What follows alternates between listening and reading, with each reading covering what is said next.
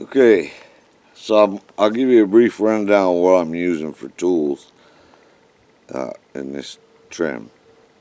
And you get to overlook the beautiful town of Cary. So there's two tools I'm using.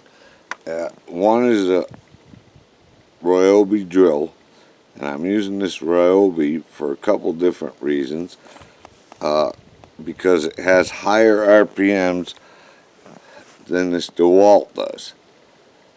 And I've already replaced, well, I haven't replaced the battery, but one of the batteries that came with this already crapped out.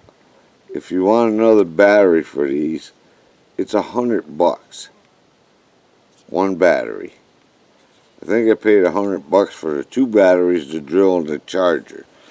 Uh, it's just become a throwaway world. Most of the people, your local dumps have recycle areas to recycle these batteries, but they're so small, I guarantee you most people are throwing these in the regular trash. And let's face it, you keep throwing away batteries like that, they're highly toxic. And if they go into the ground, I don't know what they do when they recycle them, but if they go in the ground, but that's the society today. So I bought this Ryobi, which I was a little skeptical of because I've had some Ryobi tools years ago, but their quality of their tools has come way up since back in the 90s. Plus the fact, these batteries, this company has not changed the style of their batteries since then. So if you buy a new battery for this today, you can use it in an older tool. They mount the same. Their charger, the charger I got with this, will charge all three types of their batteries, which is a great feature. And like I said, this battery will fit any of their older tools. So I bought instead of spending $100 on another DeWalt, because of the replacement of the batteries, $100, I paid $100 for this drill, brand new, two batteries and a charger. So I did look into buying their cordless grinder for this, which was a little bit sneaky of them the way they marketed it. They had two batteries on sale for $100 and get a free grinder. Well, the thing is, the two batteries will not. This particular one is only a 2 amp, but the two batteries they had on sale were 3 amps. Now, a friend of mine that lives close by, he has the grinder, and he's never used it because he's got a whole kit of these things. He's never used the grinder. He let me borrow it to try it out with a 3 amp battery. Right? The 3 amp battery didn't quite cut it. I trimmed 2 horses with it, and it was dead. So, I started looking into the price of grinders, and their grinder, they don't sell it with the battery or a charger or anything. You got to buy the grinder separately and the battery separately. So to go into their biggest battery, which is a 4 amp, it was $114 for one battery. So I said, whew, now with the price of the grinder and the battery, and you're only getting one battery, not the charger, even though I have a charger for this, it starts to get a bit pricey. So, because I'm not sure if I want to use this technique, I use it on my own horses because My horses don't have a problem with this. You know, if I trim their feet with a power tool, it doesn't bother them. Whether or not I would ever incorporate this in my business, uh, I'd have to know the horses really well. And right now, I don't. As far as hoof trimming goes, I got 0 horses to trim out here, other than my own. That's a whole nother story.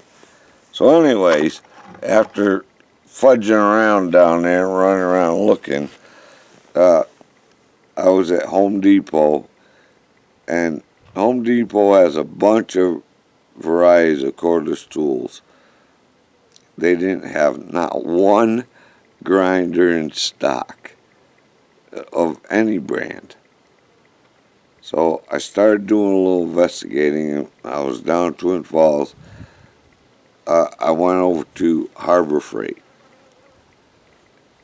Yeah, and you know, they're off the wall brand power tools. Uh, but this one was $100. I had to buy them separately. They just don't sell those other tools. It seems like the only tools they sell with batteries are the drills, because they're the most popular. So, anyways, this is their biggest battery, which is a 3 amp, and so I haven't tried it yet. It should power this tool, otherwise they would be making a bigger battery. So their biggest battery is a 3 amp, not a 4 amp.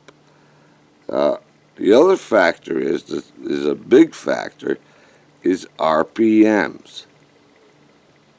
The other Ryobi grinder was at 10,500, I think, RPMs, which is slower than a regular AC grinder by about 2,000 RPMs, which I think is great because of the fact RPMs create heat.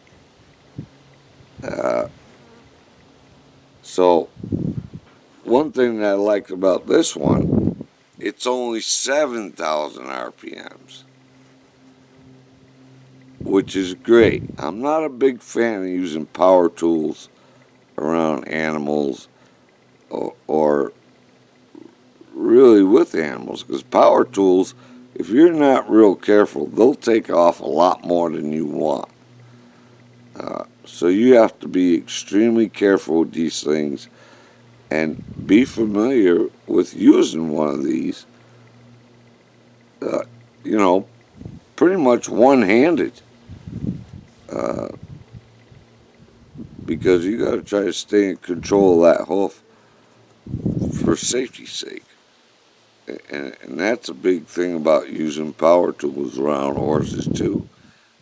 There's a safety factor. So you better be sure the horses are real comfortable with it. So here, one last thing is what I have here are these rasps. They're more than likely made for wood. But these 5, I guess it'd be to your right. They're to my left. They're quite coarse, but I can tell you right now, you'd probably wear them out. I've only used them once with the horses, but they were cheap enough, and you get 5 different ones, 5 different types in the package for next to nothing. These work really well for, they more or less stimulate the frog more than anything. They take some of the crusty outside off, but they really don't do a lot of cutting because of the rubbery consistency of a frog. but they will break enough of that crust off the outside so that I can actually get my knife to cut them. Because the frogs this time of the year are like trying to cut a rock with a knife till you break off that outer crust. So,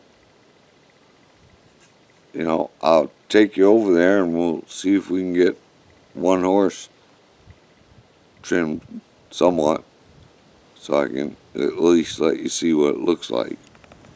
So, you may say, well, that horse doesn't even need a trim. But yes, he does. He's actually at, I think, oh geez, he may be actually longer than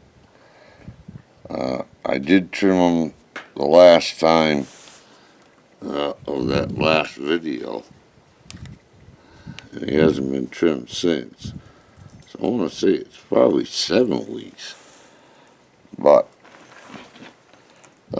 you know, you have no indication of excessive hoof growth here. And, you know, I always rely on this collateral groove to tell me most of the information I want. The collateral groove and the amount of concavity. So, you know, basically what I'm looking at when I assess a horse's hoof is primarily this area. You know, the depth of the groove here. You know, once I clean these out, I go by, I don't know, I'll see if I can get a shot of this. Let's see.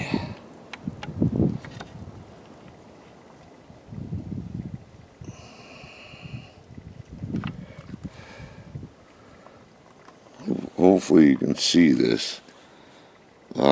So right here is where his collateral groove exits. You know, and right here on this side. See, and I know from experience that this guy, when he's trimmed down the live sole, I'll have about, a quarter of an inch above where that exits. And this varies from horse to horse, but I make that decision on where I find live sole here, you know, and bring it around. The other thing I'll point out is how much height there is above the frog.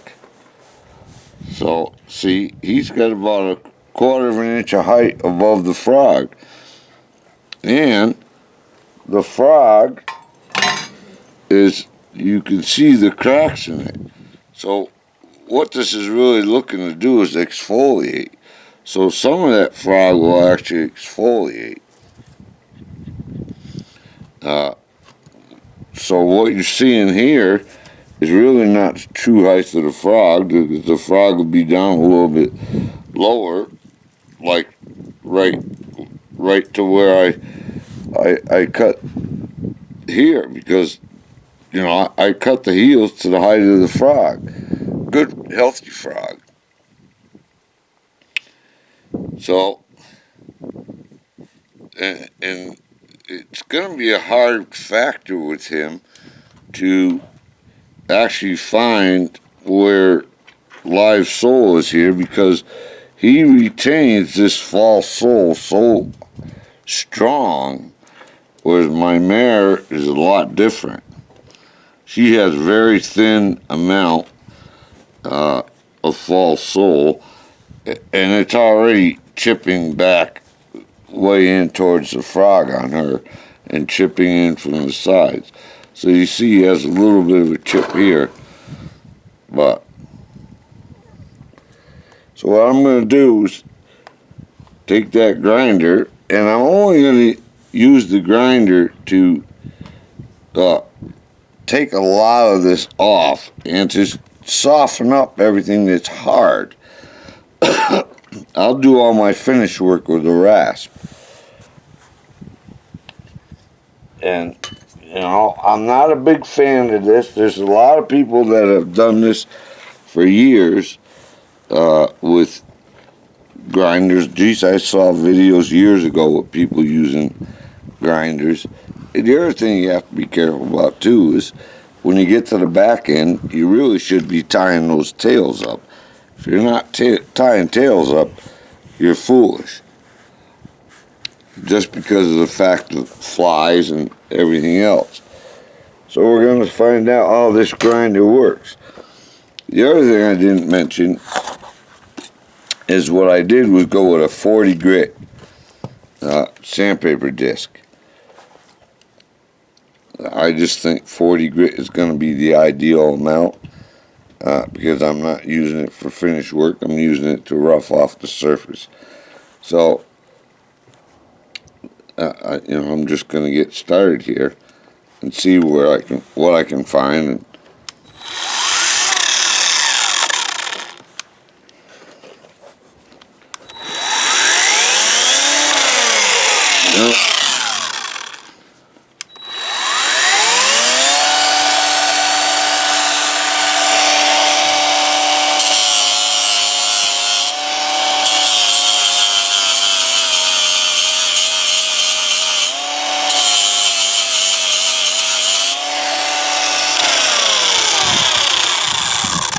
so you can see here that I can see chalkiness here, even though this looks like live sole.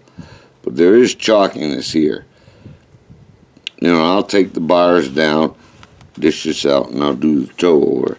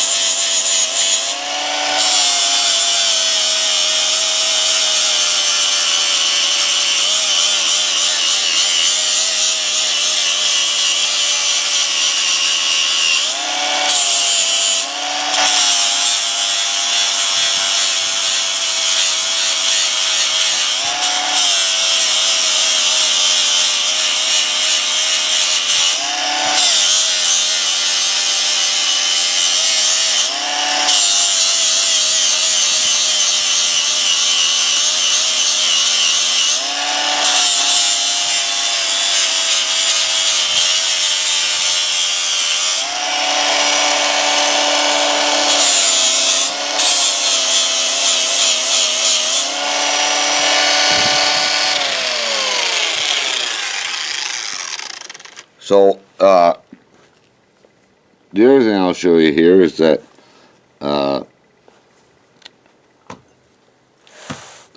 what I made for another tool, I made it quite a while ago. I haven't showed you it, and I showed you this in one of my other videos,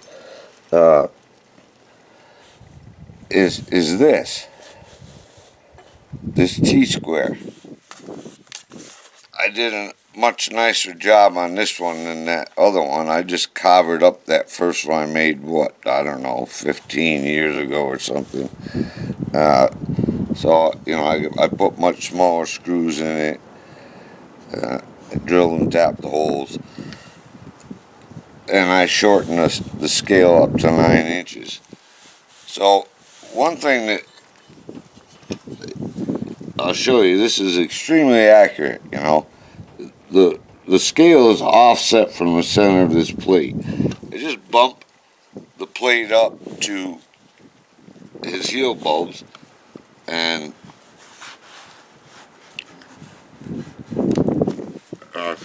I'll show you here, because I know I trimmed this horse back to 5.5 inches.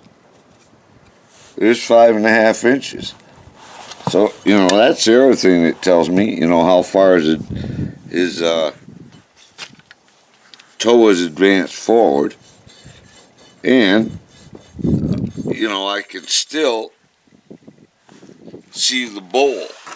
But if you're not sure about it, you know, the flies are bugging him a little bit, but the bowl is here. So I'll take and grind this back. See, here's your bowl. So I'll grind the front of that off. So he's being bothered by the flies a bit here.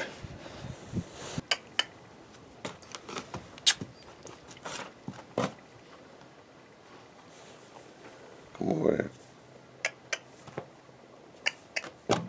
This guy is so good about this, and that's why I use him. Plus the fact that you know the mare's feet are yeah, they're all chipped up and everything, and she needs a trim, but she's not quite as cooperative as he is. So I'll knock this off, and I'll use the drill to come in here and clean this frog up, and I'll use my rasps to get his medial lateral balance correct.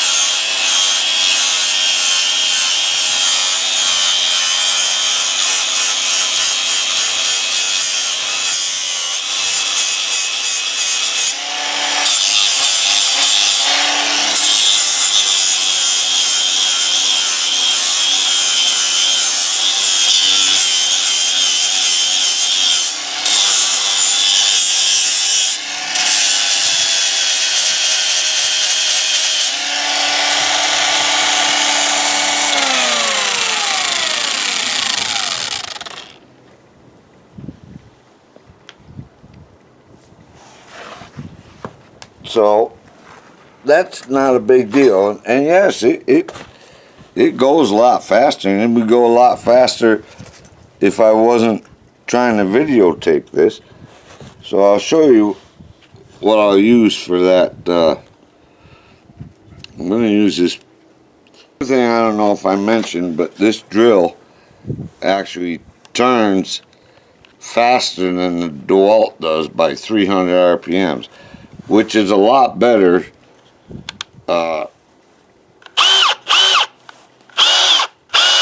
for these.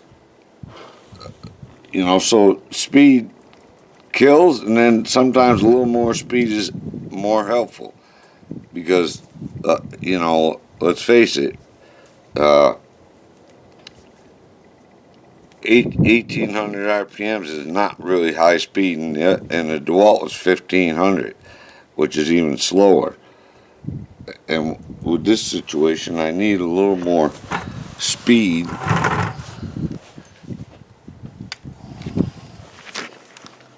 So with this, I'm just going to come in here, and when I do this, I'm really going to press harder against the frog, because I don't want to cut this hoof wall at all. And this side, it's going to be easier.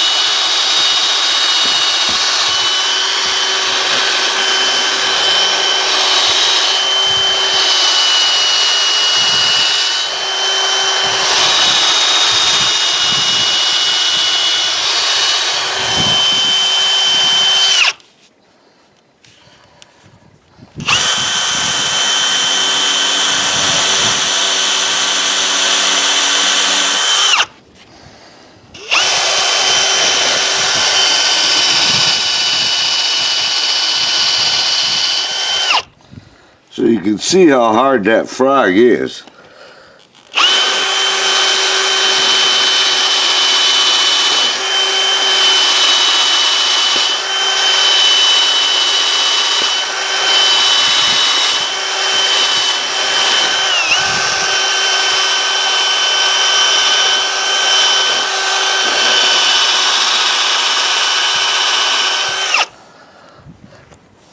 And if I change the bit, there's one of the other ones that fits that collateral groove a lot nicer.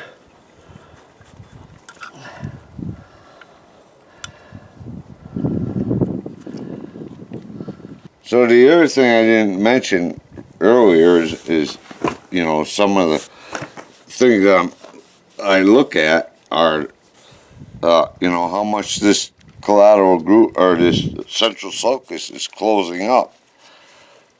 And one thing when you do this, you don't want to get down in too far down into here.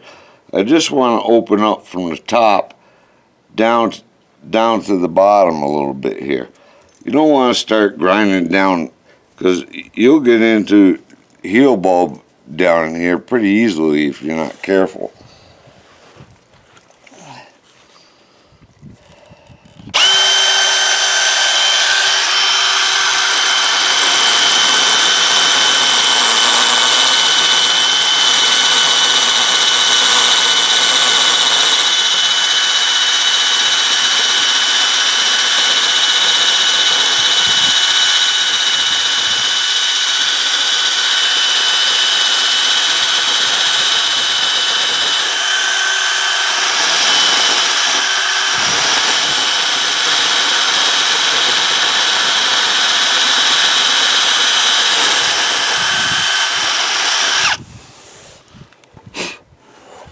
So you see how hard that stuff is? You really think you're going to cut this with a knife? You're more or less kidding yourself. You know, I certainly, because that thing, the texture of it is a little bit softer, so I can come in and, well, it's not that much softer.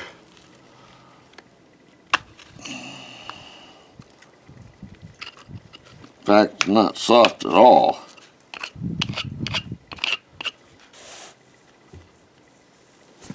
But, like I said, I will adjust him medial-laterally with the rasp, and I'll put it up on a stand here and grind the front part of that toe for you. And primarily it's about showing you how to do it with the grinder, and I'll clean things up a whole lot better. But trying to do all this with you know, run the camera, run the tool, and adjust this and adjust that, it's a bit of a problem.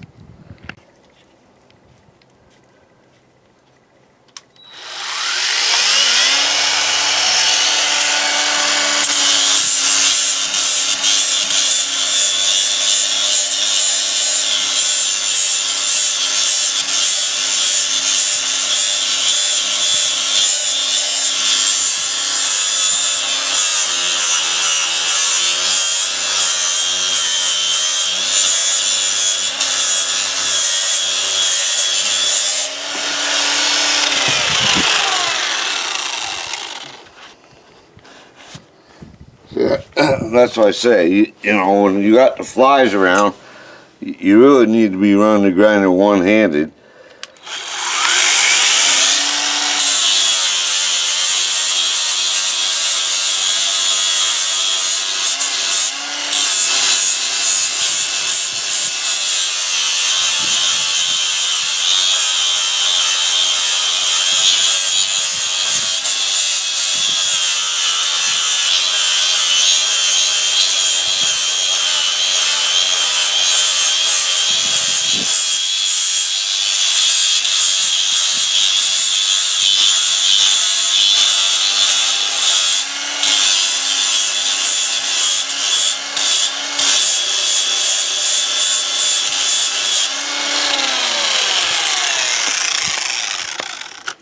So like I stated earlier, I'll clean all this up with the rasp, but that gives you a basic idea. And you really need to have a cooperative horse. I highly doubt I would ever take this into my practice because there aren't many guys that are as cooperative as him.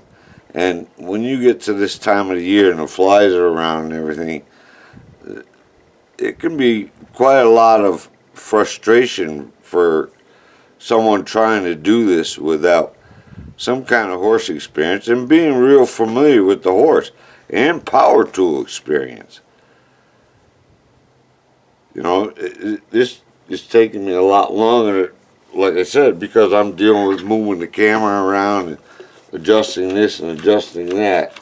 I can go through this pretty fast on my own without doing all this other rigmarole. Okay.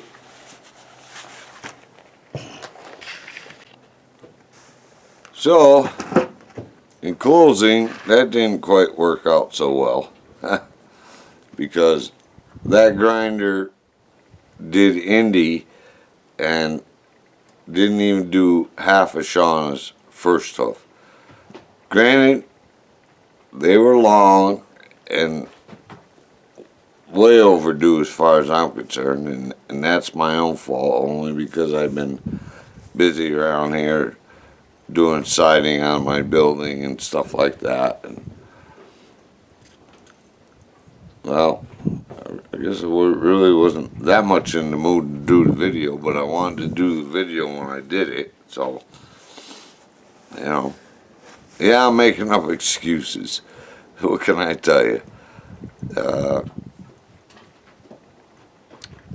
But I would expect a whole lot more from a grinder, even in the condition they're in. I would expect that grinder would go through 2 horses anyways. But if I keep them trimmed, which I normally do 4 or 5 weeks, generally at the most, and if I do them closer than that, the grinder will certainly handle the job, but not in this case. So you can spend an awful lot of money on one of those grinders, and I don't know if I told you what I ended up paying for that, but even though you have to buy the battery and the charger separately, and the batteries come 1 per pack, so the charger, 1 battery, and the grinder cost me even $100, which is peanuts compared to what you're going to spend on other things. So, yeah, it's certainly nothing I would take on the road with me. You know, way too much trouble charging. I'd have to get another battery, and you'd have to be able to keep them charged in your truck. And to be swapping out like that. So it'll be fine for me and my troubles here. And I'm a little bit hoarse, can't you tell? And that's horse, H-O-A-R-S-E.